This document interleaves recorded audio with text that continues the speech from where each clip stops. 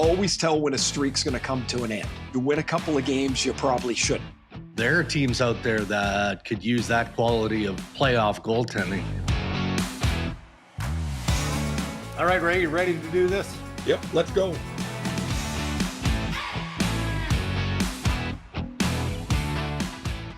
Powered by Rev Media in partnership with TSN, it is Season 7 of the Ray and Dregs Hockey Podcast, presented by our title sponsor, Tim Hortons.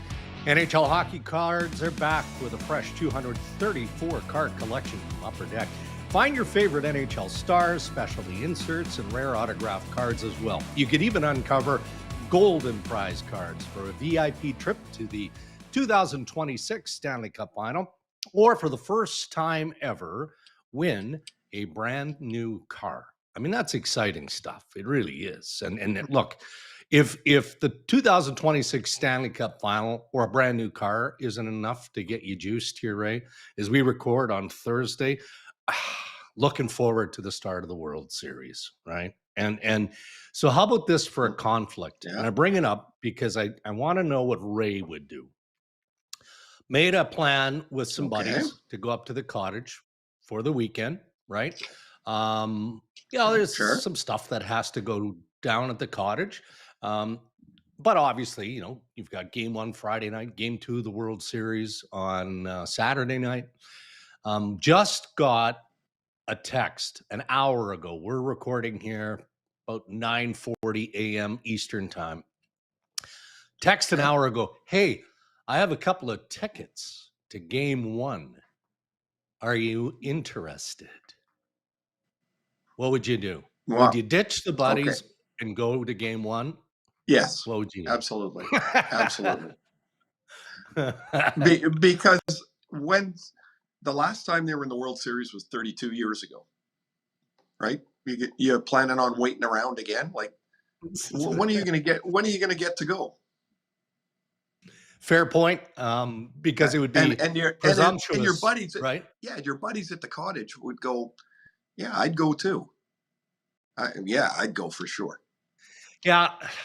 So what I did, I declined, which is, now that you've talked about this openly and publicly, I feel silly. I shouldn't have declined. I just thought, I think it's a terrible decision. Your buddies are you know what your buddies are saying? The ones at the cottage? Yeah. Have you told them yet? No, I have not. Okay. Well, when you tell them, they're going to go, "What are you, stupid?" Yeah. What are you, idiot? When are you going to get to go to the game again? Get to a World Series game? Terrible decision. Yeah. I mean, I'm assuming made with good friendship is nice, but friendship also understands. Has its limitations, right? I get no, but it understands. They would have understood. And what if the series doesn't come back to Toronto? Well, there's that. There is that possibility. So we'll have to revisit on next week, next Tuesday, the next episode of the Ray and Dregs podcast to find out what happened, whether I made the right call, the wrong call, what happened. But I have, as I've acknowledged, I've declined. By the way, congratulations to you. BC Sports Hall of Fame. I remember talking about this before we went on hiatus, right? So in season 6 last year, when it was made public, it was acknowledged that Ray Ferraro was being inducted into the BC Sports Hall of Fame. But the ceremony was on Tuesday, earlier this week. Yep. And unfortunately for you, you weren't able. You've got a job and you're committed, so you weren't able to attend. But what a nice event. Yeah, when they were scheduling it, I said, if you cannot schedule it in October, that would be really great, because I can guarantee it's not going to work. So they had the unveiling of your case at the BC Sports Hall, where that was on Monday, and Landon was there to represent, and which was really nice of him to go. And then Tuesday, Cammie went, and I recorded his speech. And you know what's really cool about it? The best thing, 2 things, I guess. One is like that you get remembered, which is always nice, right? You're like, oh, that's nice. You remembered.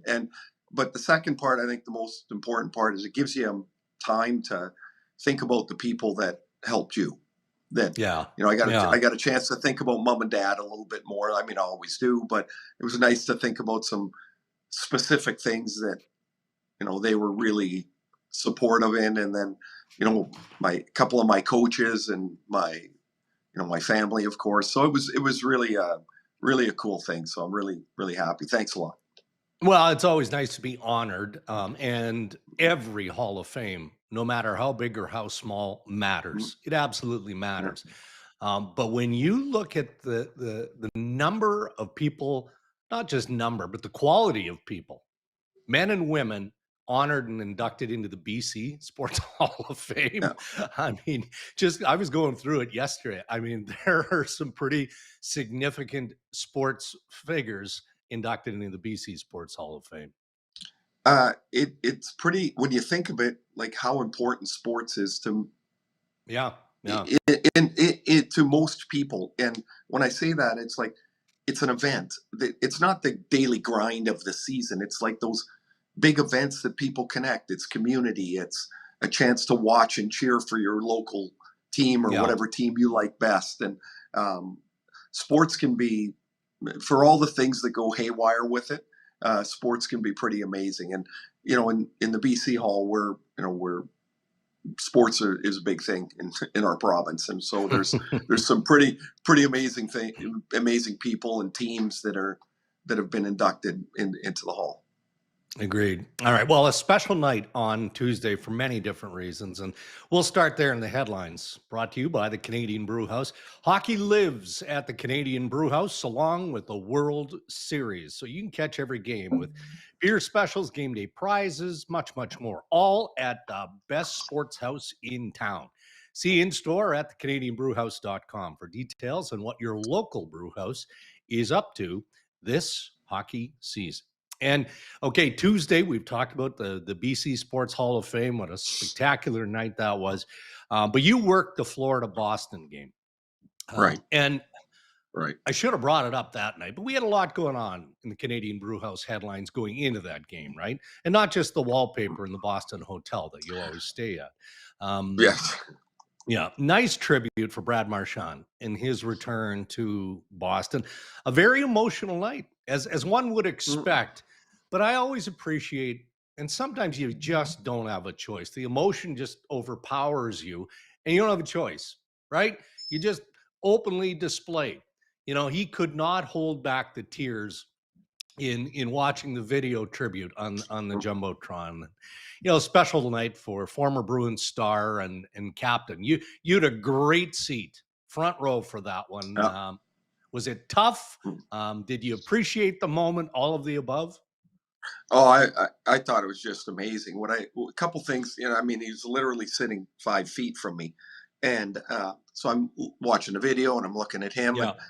And the Panthers players, they start moving away from him a little bit. So it's just kind of like him by himself. So when the camera's on, nobody wants their face in the picture, right? So they're moving away. And then it wasn't very long into it, maybe 10 seconds or so. And I said to my producer, make sure we got the camera on him. He's going to cry. Like I could see the tears were welling up in him. And then I guess you probably don't, I've never done that, but I assume you don't really know how to react. And the ovation, like it started when he came on the ice in warm up. He was, when he left the ice in warm up, he's always kind of near the end. There was a really big cheer. Then when he came on the ice, when he was announced in the starting lineup, he draws a penalty the first shift, gets a power play assist on the second shift. And then in the first commercial break, they do this remembrance. And it was awesome. Like the Bruins did a really great job. The fans were spectacular. And I guess when we think of it, how many times does a player in a city connect for 15 years? Right. It just doesn't happen. And not very often. Everything with Brad, like, he's morphed into this seasoned, respected leader. But, for years and years, his whole time in Boston, he was like what the Bruins want.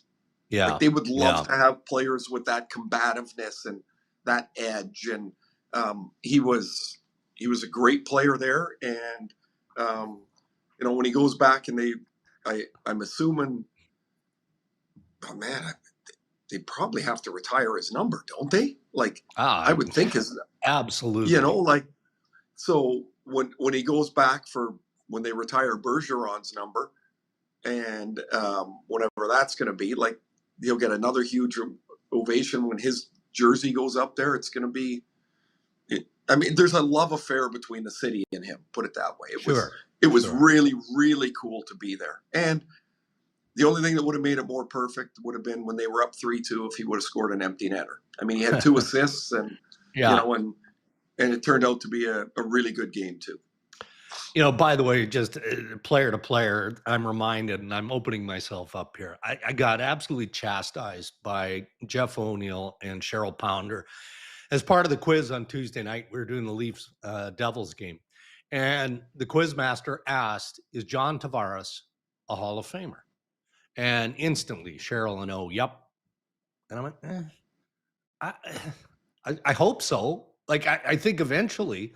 And O was, no, he's first ballot. And I'm like, well, okay, but then I reminded them, Patrick Marleau played 1,779 games, 566 goals. Not in the Hall of Fame yet. Probably will be one day, but not yet. So just a quick aside, if you are on that panel, as I'm saying this out loud, do you think of John Tavares automatically in the Hall of Fame?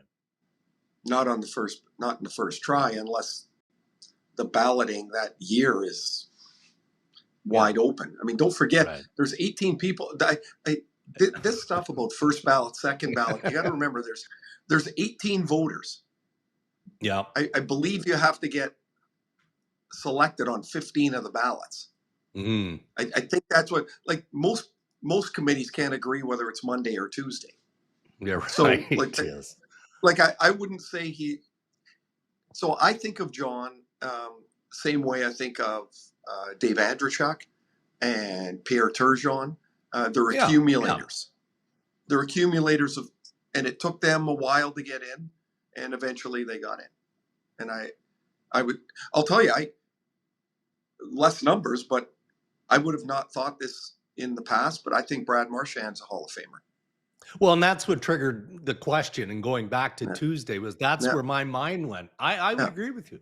I think he's a Hall of Famer. I wouldn't absolutely. I wouldn't have thought that 5 years ago. Right. And I'm like, I think with the consistency of his numbers, that the Stanley Cups are different, because I don't think that's the measure of somebody getting in the Hall of Fame. I think that's a ridiculous.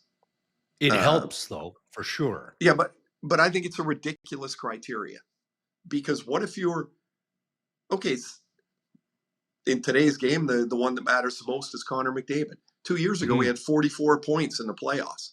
What was he supposed to do? Make two more saves? Like, what the hell else was he going to do? Right. And so, does that make him less great than somebody that's won 3 cups? I don't agree with that. The Hall of Fame is for individual achievement, and there are lots of great players that just happen to be in the right place or the wrong place, and they don't win. Marcel Dion never won. No, Marcel Dion was a great player. It's an age-old debate, right? I mean, that's what it is. It's an age-old debate when it comes I'm on the side. Sorry, I'm on the side of the cup doesn't. If John Tavares never wins the Stanley Cup and his numbers, he ends up close to, I don't know, pick a number of goals, like 600 plus goals, like he's a Hall of Famer. Sure. Like, pretty easy for me. Yeah. I don't disagree. Eventually, he's a Hall of Famer. I concur. To steal the old Jack Hughes quote, they're on a heater, right? I mean, the New Jersey Devils have just launched out of the gate. So 6 straight wins after Wednesday night's win over the Wild. How about Brendan Dillon? So he scored 2 goals in 2 games. Scored on Tuesday versus the Leafs, again versus Minnesota on Wednesday night. Now, the new defenseman, I think, scored twice in 82 games last year. So he's en route to a career year. I think his best was 8 goals one season. But they are getting. I'm not making light of Brendan Dillon scoring. You know, he's not a Oh, scorer. you should He's though. a defender. He will. He would. He's laughing his ass off right now. Well, what did he say? I think in the intermission interview on Tuesday after his goal, he goes, I like when our team scores goals, but yeah, I love scoring too. You know, like it just happens so infrequently. But, you know, I mentioned Jack Hughes. He had the hat trick with the empty netter against the Leafs on Tuesday, but they're getting offense from different sectors. You know, the blue line, their bottom six, their top six is finding a way. Their goaltending, even though Markstrom has been out, has been pretty solid. Nico Dawes looked good. He looked good. Yeah. You know, to me, in what I watched last night. So is this sustainable for New Jersey? I mean, they're not going to go wire to wire like this, but is this what you expected from the Devils this early in the regular season? I don't know. I think I expected this last year, and it felt like that was kind of the road. And then, you know, Hughes got hurt, and you know, it didn't fall apart. They made the playoffs. It was, you know, but they just didn't. They weren't the team that they could have been. So health plays a little bit of this. Now you brought up Dylan. Last year his season ended, and he had surgery in his, you know, in his back and neck, and you know, really, you know, like a pretty serious thing. And here he is playing great again. By the way, one of the great people in the game, Brendan Dillon. He is a nice man. You know, we don't hear from a bunch of these players because they're not headliners, but he is a nice, really nice guy, and he is a mountain of a human. So we should have been picking him in our Tim Hortons picks, because this would have been the time. Because I'm not picking him anymore. Like there's no chance I'm picking him again. There's no chance. But Jack and Brad, when they get rolling, man, they are tough to get a handle on. Hischier is a hell of a player. Great player. And I am really interested as the year goes on, like, you know, what weakness will get exposed for them, because Tommy Fitzgerald has never been shy about trying to push the ball a little farther. Like if they've got to go get something, Jersey will, by nature, I think, be really aggressive in trying to do it. I like their team. He's always thinking forward, no doubt about that. And in every aspect too, not just about plugging the holes, you know, but looking at contract situations. Okay, well, moving on longer term, and with some of the bigger names like Dougie Hamilton, guys like that, right? He never lets the moss grow under his feet as an NHL general manager. So still on the Devils, but just a little bit based on, you know, did they surprise the Maple Leafs on Tuesday? Probably not. Frankly, Toronto was sloppy. You know, you probably didn't get to watch much of that game because you were doing, you know, the Boston Florida game. But Anthony Stolarz, you know, came out and ripped his team on Saturday night after the overtime loss to Seattle. And then post-game Tuesday night, and I know Noodles and O-Dog and Brian Hayes talked about this on Overdrive last night, just what was going on with Stolarz post-game Tuesday, because he talked about how much he loved the effort that they had against the Devils. I mean, clearly trying to make further amends for his comments after Saturday's loss. How else could you read that? I mean, there were multiple odd man rushes. There was at least 2 3-on-1s and 1 4-on-1 by the New Jersey Devils. Like that's it's tough to clearly love. He felt bad. Clearly he felt bad, right? He felt bad about the way his statement blew up. But I honestly, I think that's today. It's just today. Like, nothing that he said was wrong. Like, nothing. Grow up. Not him grow up. Everybody grow up. Big deal.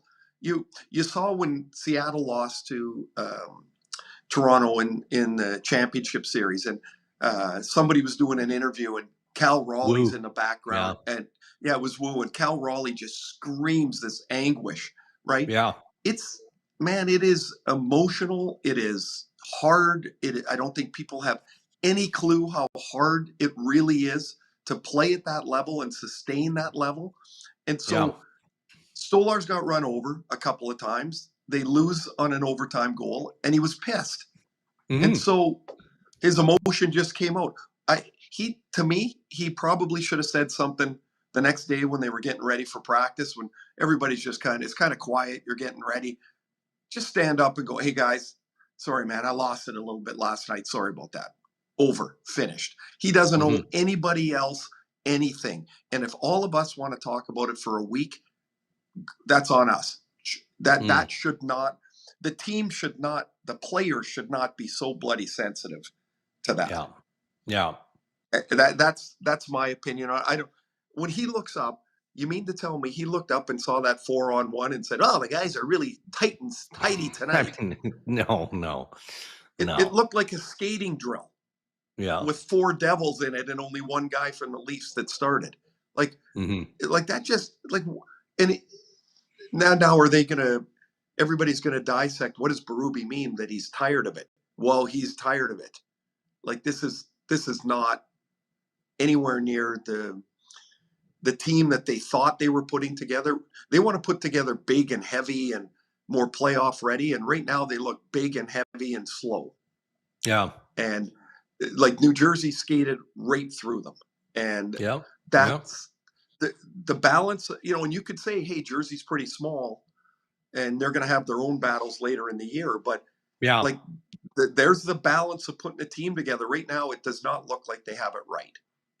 Yeah. Is Brad Treliving in one here, Ray? In the sense that you're right. I mean, a lot can change this early in the regular season, and they're a far better team than what we're seeing. Yeah. I mean, that's obvious. We're not overreacting there. But, he made some bold moves. Like Brandon Carlo does not look like the defenseman the Maple Leafs hoped they were getting, and giving up Fraser Minton and a first-round draft pick. Scotty Lawton, we can't judge him because he's injured. He'll be back in a week and a half. So, we'll have to revisit that story. But again, and certainly will help. He will help, but they gave up Gerbenkin, a prospect, and another first-round draft pick. So, as much as Leaf fans are clamoring, well, Toronto needs at least one more top 6 forward and maybe 2. With what? You going to trade Easton Cowan? Probably not. How do you do that? Danford, who's in the Ontario League, but he's a good player. Could be a part of their future. And they've got a first-round draft pick in 2028. Other than that, 2028. Hang on, that kid's 16 years old. I mean, that's really enticing to a GM on another team that's fighting for his life too. Oh yeah, but that's what we're talking about, right?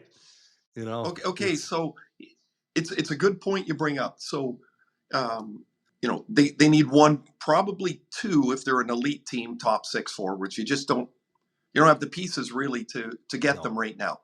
No. But also, let's say you did have the pieces. Who are you getting? Who's offering up at this point in the season a top 6 forward?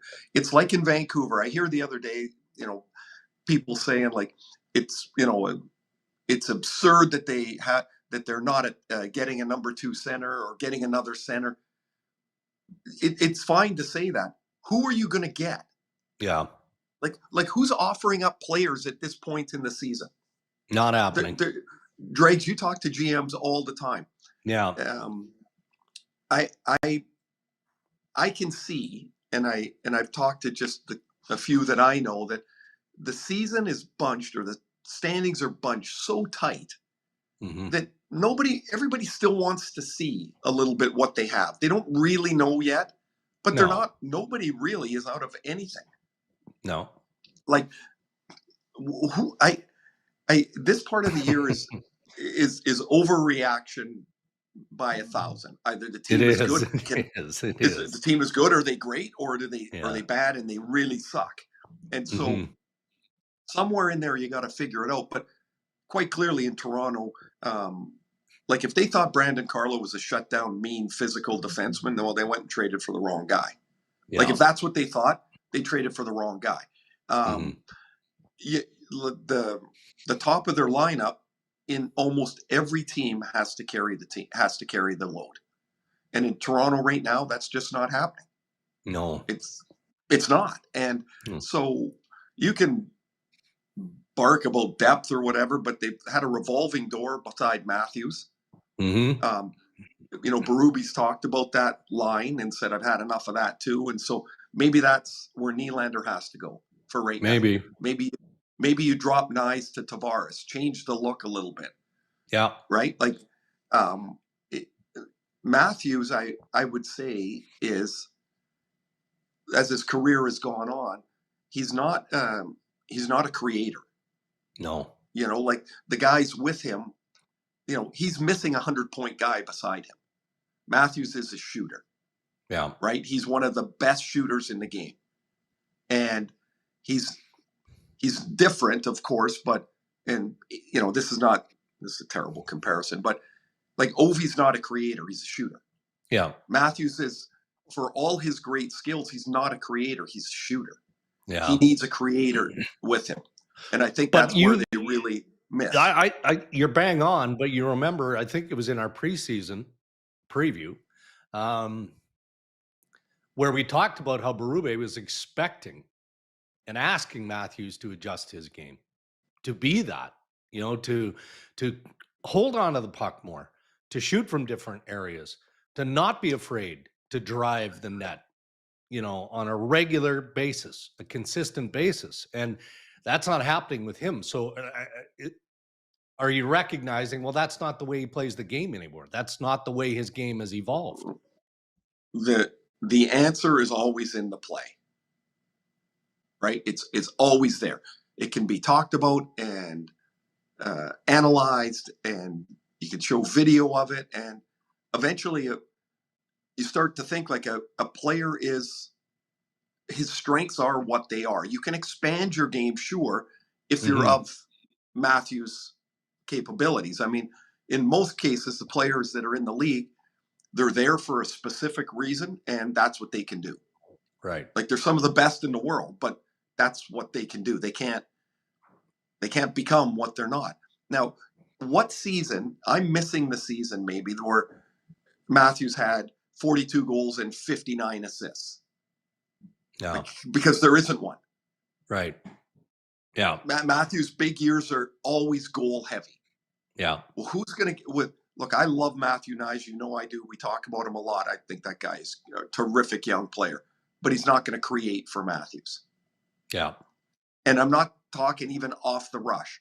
All they need is, out of a cycle, can somebody beat somebody out of the corner and make a pass? Yeah. And when you've got 6 guys playing on the right wing so far this year, pretty clearly they don't have the spot figured out. The guy that can do it is Nylander. And I bet you, I don't know this, but I bet you those 2 guys want to play together. I don't know this. This is just the top end of the lineup always wants to play together. And it's not like Williams looking over at John Tavares and going, geez, I don't want to play with this guy. But he wants to play with that guy. Like, that's, and I bet you Matthews looks and goes, I don't have Marner here. I want to play with that guy. Yeah. Like, did you think they would miss Marner be my thought. Much? Did you think they'd miss him this much? Yes. Yes. Yeah. In the season, absolutely. Where do you get 100 points or 90 points? You just don't get it. And when you back to our previous conversation about acquiring players, I'm sure they looked for a top end guy to replace him. Absolutely did. Yeah. And couldn't find him, so they signed a bunch of guys that they hoped could make them a deeper team. And it's not there right now, that's for sure. And they are in one a little bit, as you mentioned, for sure.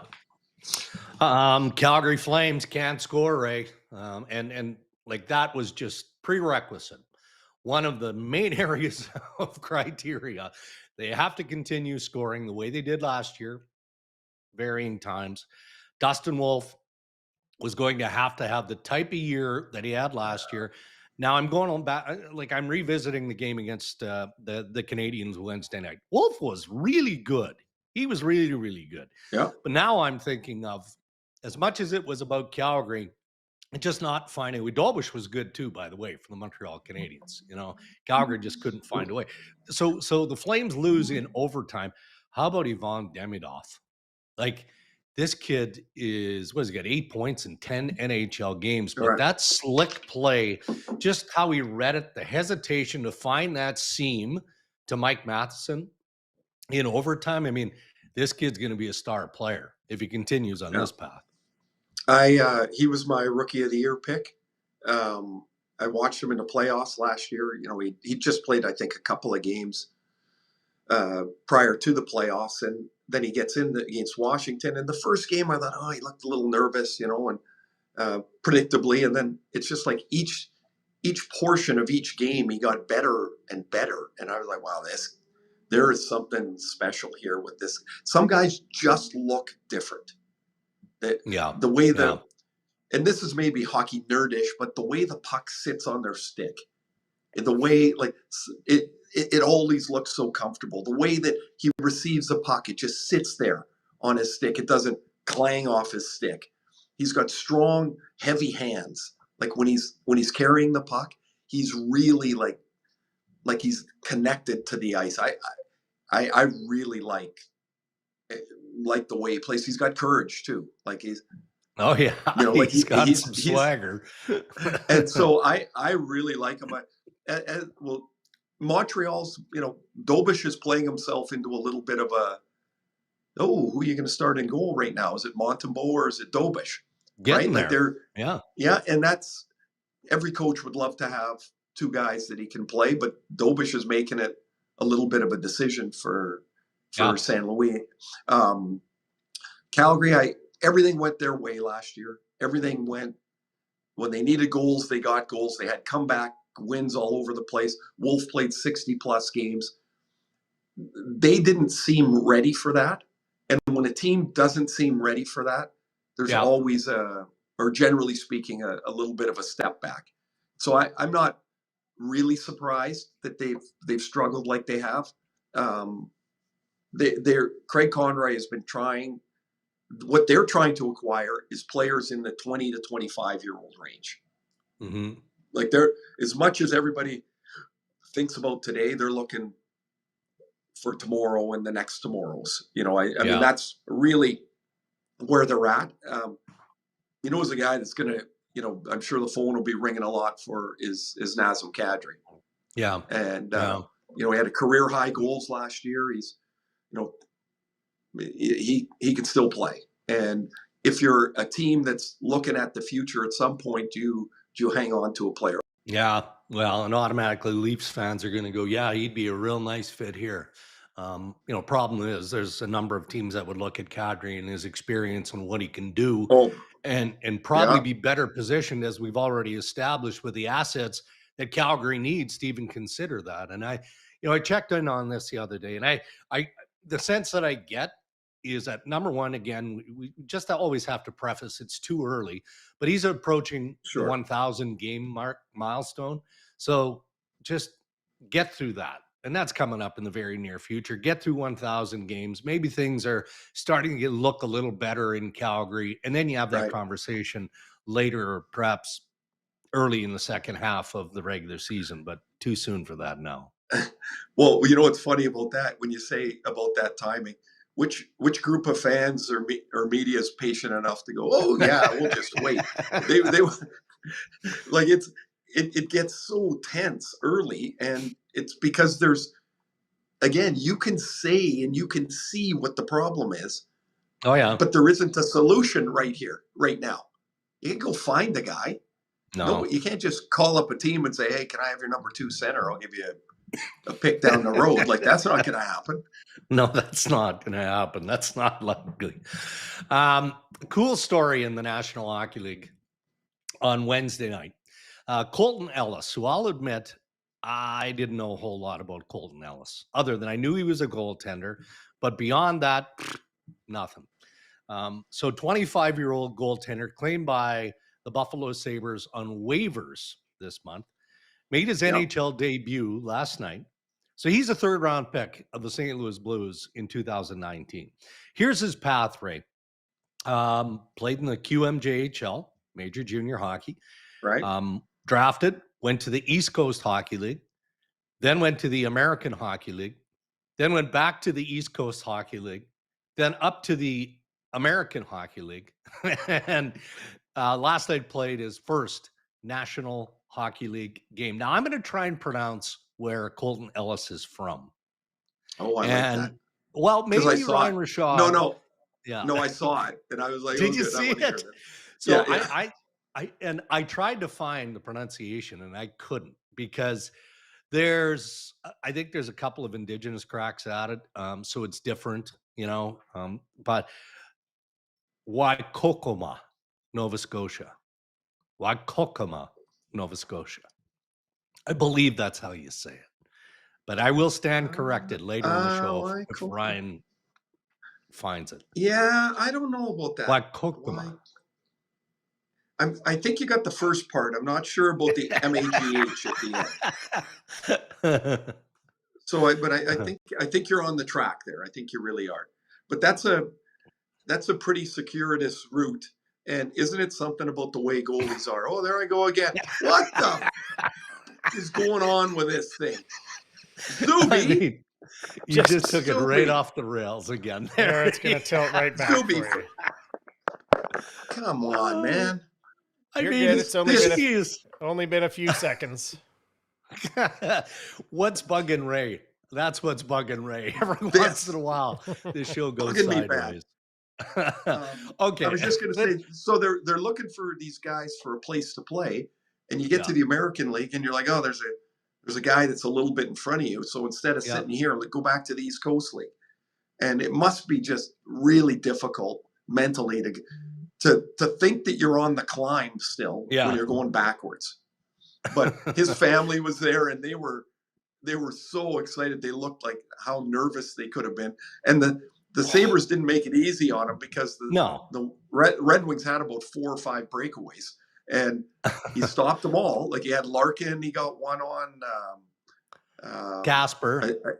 Casper was another one, and made a really great save on DeBrincat. Like, he good for him. Congratulations to him. And here's the other thing: is you look across his thing, about on his hockey DB page, you were an NHLer. Congratulations to you, and one win. Keep that save percentage at .931, and you're going to stay for a while. That's for sure. Well, I will say this, and I mean, let's not read too much into that one game. You look at the goalie market moving forward. I'm talking about free agent goalies and teams that are looking for help in goal. Oh boy, like next summer looks bleak. It is super, super thin. So if Colton Ellis at 25 can string some games together in Buffalo, he might just invent a career here pretty quick in the NHL.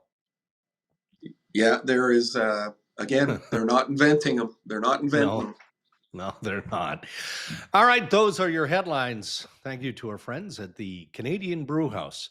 Ask Ray and Dregs anything. We had Ryan join us earlier in the week, but you can still send us your questions, Instagram or on X at Ray and Dregs, or on the website, rayanddregs.com. And this is the point of the program where we're about to wrap up here, Ray. But I know Ryan and Zuby take great pleasure in talking about the Tim's NHL Challenge, right? And on show days, we select our 3 picks. Who do we think from the 3 categories is going to score that night? And I jumped out, man.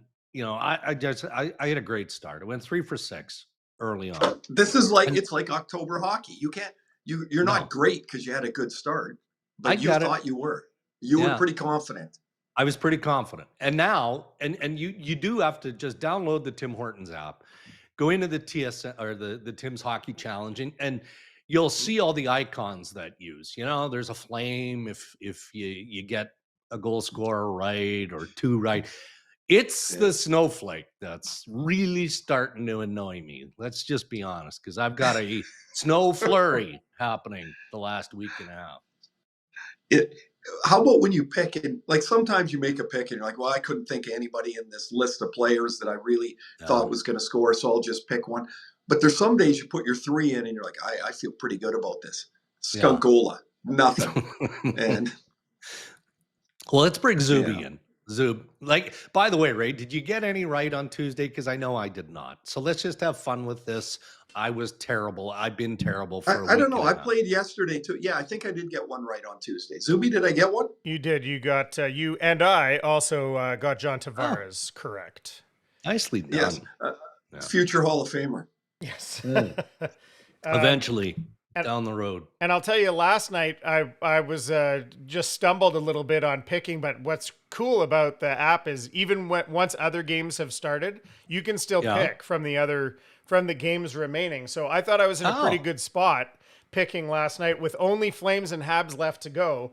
Suzuki, Slavkovsky, and Mackenzie Weegar. I thought I was in a pretty decent spot, but not so much as only 3 goals were scored in that game, and that was a big offer for the Ray and Dregs official account. So overall, though, we've got a dead heat now. Dregs 3 for 12. Okay. Ray's caught up 3 for 12, and Schauger at 3 for 15, and that's 75 points each. And the Ray and Dregs account now I'm playing every day. I've got 150 points, winning at a 13% clip. I want to get that up though. I want to go streaking here. I want to get string a few together, but it's tricky, man. It's hard. It's hard. I am wondering though, like when you say that I caught up and I'm 3 for 12, did I really catch up? 3 for 12, you're like, hey, way to go. It's like, it's just my ineptness, my stumbling and bumbling that has allowed you to catch up is what it is. Well, have you put in your selections for tonight? Thursday night? You haven't yet. Okay. No, I'll share some wisdom. I don't know why I do this. Maybe it's because I'm drawn to the Canadian market because those are the games that I have to, I mostly pay attention to. So I do have a string of Canadian picks, it seems, through the early goings here. So I went with Draisaitl, shocker. Not a bad Shane Pinto, what a nice story. Shane Pinto is offensively in Ottawa. And Podkolzin. He's getting some. So did you get him out of the third bucket? I did. Yeah, I did. So you look there and they want to make it hard for you in that third bucket. Lots of times you got a bunch of D that like Brendan Dillon would be the highlighter of there again. Sorry, Dilly. Yeah. Bring up your goal scoring again. The third bucket's a tough one. It is a tough one. All right. Well, good luck to you, Ray. What's the weekend shaping up to be for you? Baseball. Well, actually not. I'm going to watch, but I'm in Dallas today for the Kings. Almost a guarantee this will go to overtime because the Kings play overtime all the time. And then fly home tomorrow. I haven't been home in 2 weeks, so looking forward to getting home. Yeah, it's been a run. Watch. Then I've got the Canucks on Saturday, 4:00 start on hockey night against Montreal, and Canucks on Sunday against Edmonton. So they got back-to-back games. The Whitecaps. So how about this? So the Canucks or the Whitecaps play Saturday at 4:00, and the game Sunday is at 6:30, 7:00 on Sunday across the street. Right. So I'm going to the first half of the Whitecaps game, and then I'm going to beetle across the street and get there in time for warm up because you've already done your prep. My 15-year-old Reese is just a soccer, just loves it, and so we'll go to the game and looking forward to spending some time at the game with him, and then get across and do the game. So that'll be a busy weekend. Then Monday I fly to Philly and have the Flyers and the Penguins on Tuesday. Nice, excellent. Well, I know what you're doing. You're not going to the game, so enjoy the cottage. I will, but in the meantime, I don't know if you've noticed. For those who are watching on the YouTube channel, I'm selling books for James Duthie. Yeah, certified beauties on shelves now. Are we gonna have him on the show? Nope. Perfect. Have a great weekend, Dregs. Thanks for listening, everybody. You bet. Thank you to our sponsors who continue to support Ray and Dregs and make this podcast possible. Our title sponsor, Tim Hortons, thank you. And thank you to the Canadian Brew House. Till next time, stay safe, everybody.